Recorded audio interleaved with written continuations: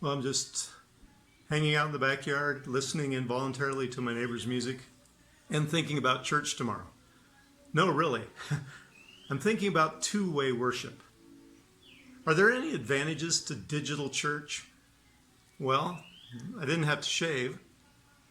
There's comfortable clothing.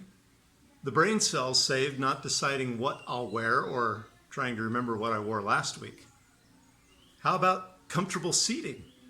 Now, please text me if you've managed to stay awake during one of the services from your lazy boy. That would be like the ultimate encouragement to a preacher. Hey, you can get up and use the restroom without rubbing knees with an entire row of nearly strangers. Excuse me, pardon me, excuse me. You can receive a phone call without glaring around pretending that it's not your phone. Funny story about that. You know, during that video service we did, we were broadcasting and there were such serious sound issues, this really bad echo. Some of you remember that. One of the people in the church texted me and said, "Talk to me, I can help you with those sound issues." So I called him right then. I was embarrassed, but a little pleased when he hoarsely whispered, "Not now, I'm listening to the pastor." Okay, here's my last one. You can unwrap a hard candy in the middle of the sermon without receiving the collective glare of shame. Well, now I want to talk to you seriously about what you can't do from home. Our CBC Bible read-through just started the book of Romans. Now that book is considered by many the Apostle Paul's greatest work ever. It's studied and studied for its deep theological, Christological insights. It's so well written that excerpts of it have made their way into non-Christian literature classes.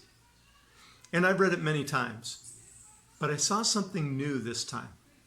I think my eyes were opened to this by my isolation from all of you.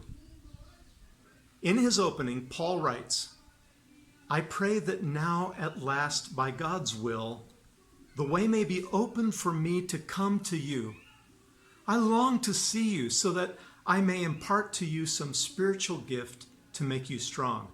That is, that you and I may be mutually encouraged by each other's faith." That's Romans 1:10 through 12. Paul the pastor is in the first few strokes of penning his greatest sermon ever. And right there he admits, there are some things that I can't communicate through this medium. Paul says he wants to see them to impart a spiritual gift to make them strong. And then he clarifies that remark. I long to see you that you and I may be mutually encouraged by each other's faith. Sue and I have tried to keep encouraging you through unusual times and these unusual mediums, but not everything can happen through video. There is something irreplaceable that happens when we meet to worship face to face.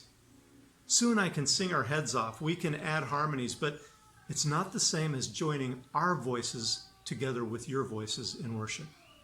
I can muster all the passion that I can in front of that one-eyed spectator, the camera, but oh, what I'd give for one nodding head, one smile of agreement. I long to see you that you and I may be mutually encouraged by each other's faith.